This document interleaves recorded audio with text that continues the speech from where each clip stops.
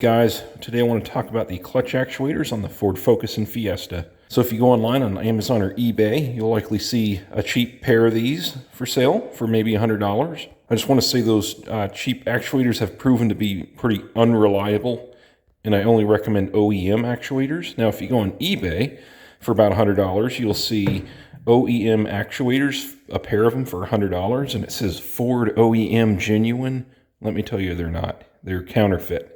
Don't take my word for it. You can also look at the reviews on those product pages on eBay.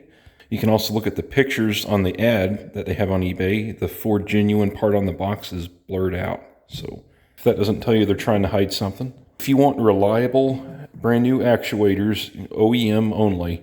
Now I'll leave a link down below to Ford.com US. You can get new actuators for $150 each, I believe. You can also go down to your dealership. I've heard of people getting them for $100.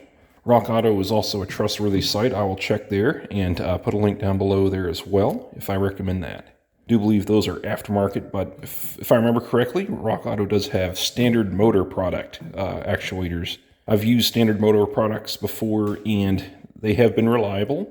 So I think it's like an intermediate step between the cheap ones on Amazon and eBay, counterfeit ones, and OEM ones. I believe that would be in the middle somewhere. So it's an option if you're determined to get it online and you don't necessarily want to spend quite as much as an OEM. But of course, I recommend OEM, even if you need to go down to the junkyard and get them off of a Focus, save some money. If you do go to a junkyard to get used ones, I would get them off of a 2012 through 2015, early 2016 model, because the late 2016s, all 17s and 18s have problems with these from the factory for whatever reason.